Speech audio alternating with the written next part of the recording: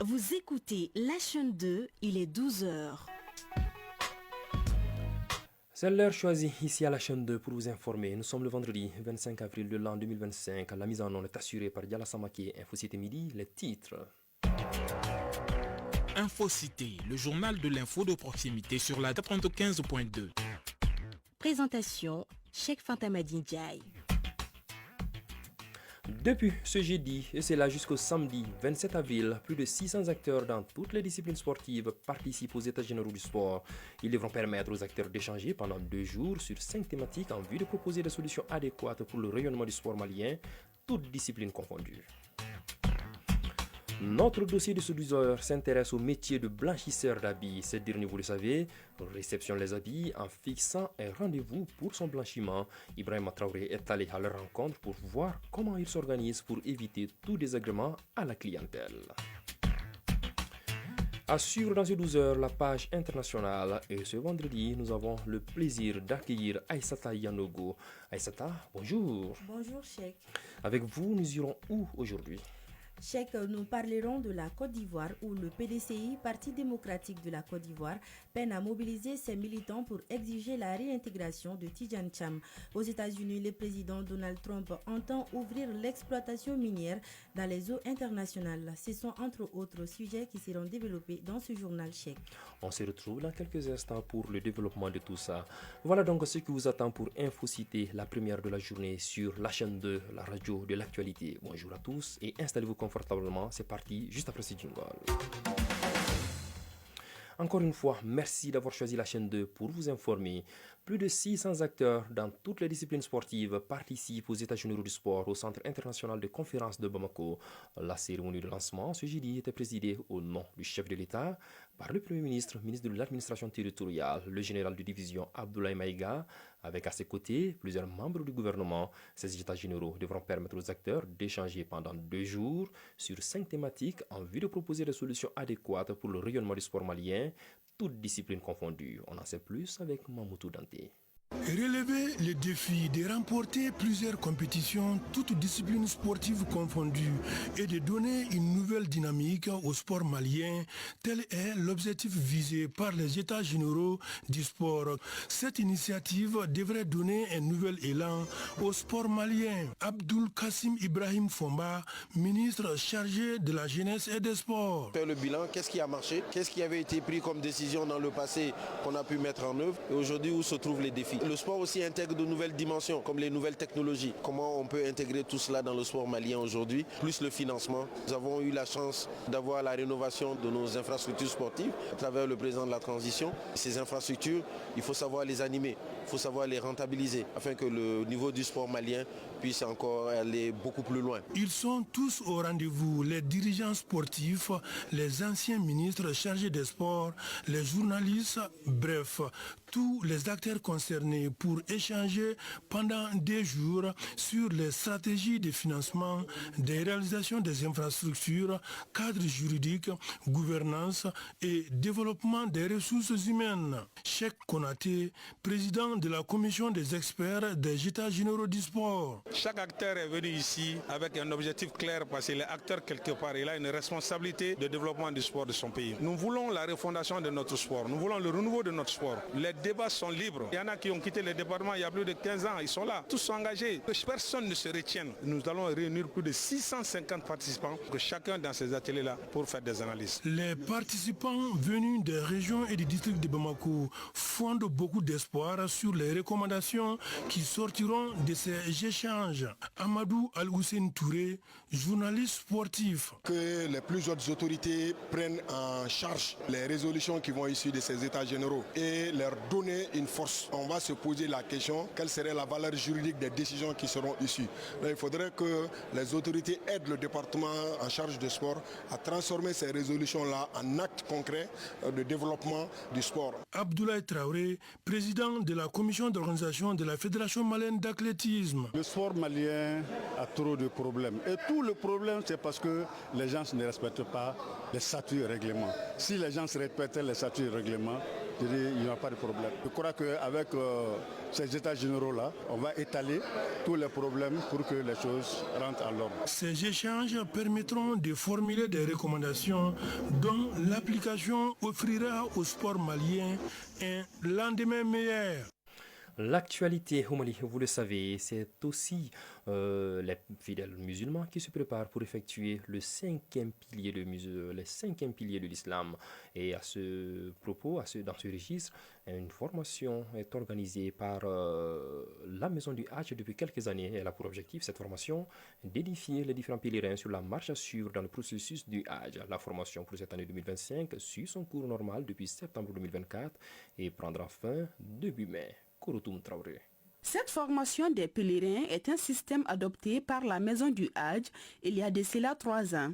C'est là afin de leur permettre de s'imprégner des fondamentaux du cinquième pilier de l'islam. Dr Abdul Fattah Sissé, directeur général de la Maison du Hajj. C'est 3 millions de personnes qui se retrouvent sur le même lieu au même moment. Il faut former les gens. Ce qui se passe là-bas, ici à la Maison du Hajj d'abord, et à Médine, à Mina, à Rafah, à Muzdalifa, qu'ils puissent vraiment faire leur Hajj dans la tranquillité. Il y a 2000 qui sont avec la filière gouvernementale, les 11 323, c'est le privé. Mais tous les Maliens se retrouvent ensemble sur les mêmes lieux. Donc c'est dans ce cadre-là la formation est initiée et ça a apporté beaucoup de fruits parce que les pèlerins arrivent à faire leur Hajj dans la tranquillité avec beaucoup de satisfaction. C'est comme si les pèlerins avaient son propre guide. En cours depuis 7 mois, la formation se base principalement sur 3 points. Moutagaba, chef bureau de formation des pèlerins à la Maison du Hajj. Préparatif spirituel, préparatif mental, préparatif intellectuel, préparatif administratif et préparatif physique et financier aussi. Les pèlerins seront formés dans tous ces sens-là. Deuxième point, ça c'est le rite du pèlerinage. Les actes obligatoires, les piliers, l'historique du pèlerinage aussi, les mérites du Hajj. Troisième point, ça c'est le conseil général sur le Hajj. Pour cette année, ils sont au nombre de 13 323 pèlerins. Jeunes et vieux, tous répartis en groupes de 70, suivent avec le plus grand intérêt le contenu de la formation. Déjà, ils se disent fin prêts à mettre en œuvre les recommandations qui résultent de cette formation. Seydou Konaté, participant. Avant même d'arriver à la Mecque, on nous enseigne les comportements que nous devons adopter pour que notre pèlerinage puisse réussir. D'abord l'intention, ensuite les interdits, nos rapports avec les autres, d'être sincères, payer les dettes. Traoré Sarandoumbia, participante. On a été bien formés aussi sur le pèlerinage et sur le départ de la Mecque. Et par les choses qui sont permises à la Mecque et les choses qui ne sont pas permises à la Mecque, on a été tous à visiter ça. C'est ma première fois d'assister à la formation et ce serait ma première fois aussi d'aller à la Mecque. Cette formation des pèlerins prendra fin le 8 mai. D'ici là, les initiateurs invitent chaque pèlerin à venir prendre part à cette formation afin d'accomplir pleinement ses devoirs religieux qu'est le Hajj. Le 8 mars est célébré chaque année. L'occasion de célébrer chaque année et de promouvoir les droits des femmes et l'égalité des sexes dans le monde. Une occasion pour les femmes de la CMS, Caisse malienne de sécurité sociale de Bamako, de magnifier cette célébration à travers des danses et des discussions sur les droits et le rôle des femmes dans notre société. Rôle de la femme dans la construction du Mali croix. C'est autour de cette thématique qu'elles ont porté leurs réflexions. Tanavet Sangari. Les femmes de la Caisse malienne de sécurité sociale ont magnifié la journée du 8 mars. Azrata Yakuba Maïga, vice-présidente de l'amicale des femmes de la Caisse malienne de sécurité sociale. Ça renforce une donation qu'on a eu à effectuer dans le même sens. Dans cette démarche, les femmes de la Caisse malienne de sécurité sociale sont accompagnées par leurs collègues de l'UNPS, de la CANAM, de l'ANAM, entre autres, ce qui signifie que les femmes sont solidaires dans la paix et l'unité nationale. Azrata Yakuba Maïga, vice-présidente de l'amicale des femmes de la Caisse malienne de sécurité sociale. Qui parle de CMSS, Caisse malienne de sécurité sociale, parle de INPS, qui est Institut national de prévoyance sociale, et la personne parle de la CANAM, dont nous travaillons presque dans le même domaine. Les personnes présentes à cette rencontre trouvent cette initiative salutaire, d'autant plus que les femmes jouent un rôle crucial dans notre société et ailleurs. Salif Touré, conférencier. Si toutefois les femmes se mobilisent autour des autorités. Nous allons réussir le Malikoa. Sissoko Sadio Sissoko, participante. Une occasion bien placée pour montrer que la femme est importante dans un pays et dans la vie de tous les jours. Fatoumata Diarra, participante. Nous avons l'obligation de se rassembler, de faire ces rassemblements souvent pour se dire des idées et prendre des chemins pour pouvoir aboutir à quelque chose de commun. Cet événement, comme tant d'autres, montre que la célébration du 8 mars 2025 a été une réussite sur toute l'étendue du territoire malien. À présent, le tour d'horizon de l'actualité internationale. Un tour d'horizon comme annoncé depuis le sommaire nous est proposé aujourd'hui par Aïssata Yanogo. Aïssata, bonjour. Bonjour Cheikh. Tout va bien j'espère? Oui, ça va. Avec vous, nous prenons la direction de... pour commencer, la Côte d'Ivoire. Le Parti démocratique de la Côte d'Ivoire peine à mobiliser ses militants pour exiger la réintégration de Tidjane Thiam. Aïssata. 2 jours après la décision du tribunal d'ordonner la radiation de Tidjane Thiam de la liste électorale, son parti peine à mobiliser ses militants pour exiger la réintégration de son candidat à la présidentielle d'octobre prochain. Des marches étaient prévues dans le pays hier, mais elles ont eu peu d'écho. L'affaire a été renvoyée au 8 mai prochain.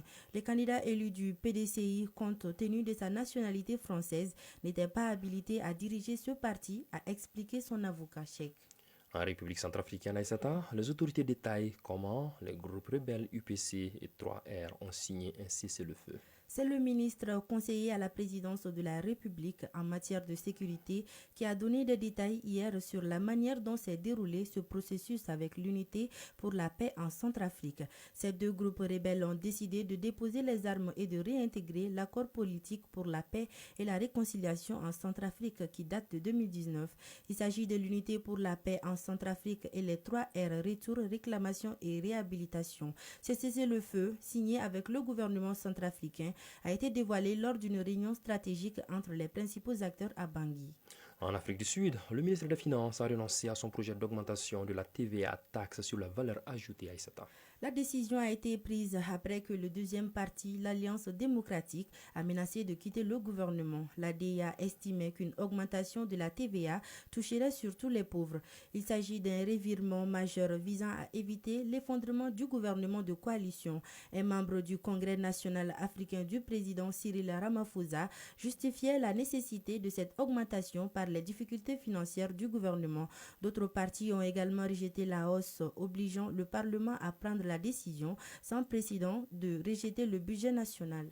Et pour terminer, aux États-Unis, Donald Trump entend ouvrir l'exploitation minière dans les eaux internationales. Cheikh, le président américain a signé hier un décret destiné à ouvrir l'extraction à grande échelle de minerais dans les grands fonds océaniques, y compris en eau internationale, une remise en cause de l'autorité internationale des fonds marins, théoriquement compétente en haute mer. Le texte demande au secrétaire au commerce d'accélérer l'examen de candidature et de la délivrance de permis d'exploration et d'extraction de minéraux au-delà des juridictions américaines. L'initiative doit permettre de collecter 1 milliard de tonnes de matériaux en 10 ans, a indiqué un responsable américain. Voilà Cheikh Fantamarine Diaye, ce qu'il fallait retenir de l'actualité internationale de ce 12 heures. Merci Aïssata d'être passé dans ce studio.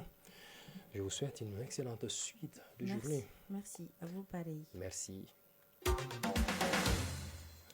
La suite de cette édition, c'est le dossier de ce 12 heures, un dossier qui s'intéresse aujourd'hui au métier de blanchisseur d'habits. Ce métier qui consiste à réceptionner les habits en fixant un rendez-vous. De ce fait, les blanchisseurs ont l'obligation de retourner les habits de leurs clients en bon état tout en évitant de les égarer ou se tromper de propriétaire. Comment ces blanchisseurs arrivent-ils à s'organiser pour reconnaître les habits des clients? C'est à cette interrogation que Ibrahim Souri Traoré va tenter de répondre. Des habits, dans des sachets, en moule ou tout simplement enveloppés dans des draps. Nous les retrouvons respectivement dans les pressings et chez les blanchisseurs traditionnels. La question que nous nous posons alors est comment font ces blanchisseurs pour savoir à qui appartient quel habit. Bourima Alassane Yatara, blanchisseur. Il y a des clients qui viennent très souvent avec des emballages que nous reconnaissons déjà. C'est pourquoi quand ils viennent les récupérer, nous ne posons pas de problème. Bourima Bouakar Maïga, blanchisseur. Chaque client vient avec une moule d'habits qui lui est propre. À la réception, nous essayons juste de mémoriser les tissus dans lesquels se trouvent les habits. Dans le pressing, la procédure est tout autre. Bourama Traoré, blanchisseur. Ici, nous procédons par numérotation. Le numéro de téléphone du client figure toujours sur le reçu. Sinon, c'est un numéro spécial attribué à chaque client qui nous sert de référence. Cependant, il arrive que certains habits échappent au contrôle de l'organisation. Bourama Traoré. Cela arrive généralement quand nous recevons plusieurs clients au même moment. Dans ces cas, les numéros peuvent se mélanger. Nous constatons pourtant la perte de certains habits. Clients et blanchisseurs ont des explications. Mamadou Sanogo, blanchisseur. La perte des habits peut être liée à plusieurs choses. Souvent, il est même possible qu'un client pense avoir amené un nombre d'habits qui n'est pas tout à fait exact. Il y a des habits qu'on a d'ailleurs perdus de cette façon.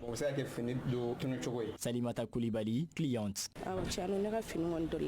J'avais perdu un de mes habits comme ça. Heureusement, l'habit a pu être retrouvé et on me l'a remis après. Une cliente soutient le contraire. Astan Mariko. Ça fait longtemps que je donne mes habits à blanchir ici et jamais je n'ai rencontré de moindres problèmes. Des fois, j'envoie même des enfants récupérer mes habits à ma place. Comme tout métier avec ses risques, celui des blanchisseurs ne se limite pas uniquement à la perte des habits. Ceux-ci peuvent également être abîmés. Mamadou Sanogo, blanchisseur. J'ai une fois par malchance gâté les habits d'un client, pas au niveau du repassage mais à la lessive. Le coût des dégâts s'élevait à 200 000 francs CFA environ. Heureusement pour moi, le propriétaire a été indulgent. Il m'a aussi offert les habits en question comme cadeau. Et certains clients n'hésitent pas à réclamer des remboursements. Au cas où, ils devront se soumettre également à une procédure. Bourama Traoré, blanchisseur.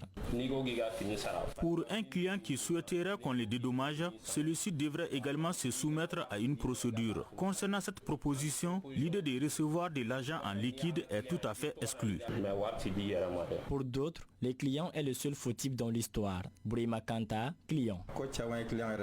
Je trouve que ce sont les clients qui sont fautifs le plus souvent, puisqu'au moment de déposer leurs habits, ils bénéficient normalement d'un reçu dont ils doivent prendre soin. Aussi, le mieux dans tout ça, c'est de toujours cibler les pressings les plus proches.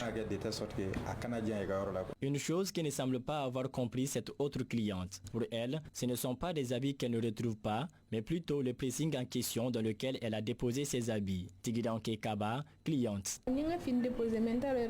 J'ai effectivement déposé mes habits dans un pressing que je n'arrive pas à retrouver. Depuis ce matin, je cherche l'endroit, mais en vain. Ce qui est sûr, malgré le fait que j'ai aussi égaré mon reçu, je pense que la situation devrait s'arranger si jamais j'arrive à retrouver l'endroit. Dans les cas échéants, je rentre tout simplement à la maison. Des solutions sont néanmoins proposées afin de minimiser au maximum les problèmes. Brima Alassane Yatara, blanchisseur. Pour ma part, je prends toujours le soin de blanchir au même moment tous les habits du même client. C'est en tout cas ma façon de faire.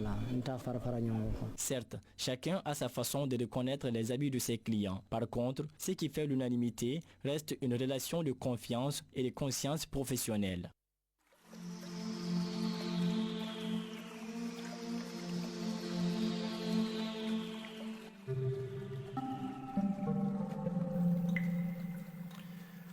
À 12h passées de 19 minutes dans ce studio, le thermomètre affiche en ce moment 39 degrés pour une maximale attendue de 41 degrés au cours de cette journée.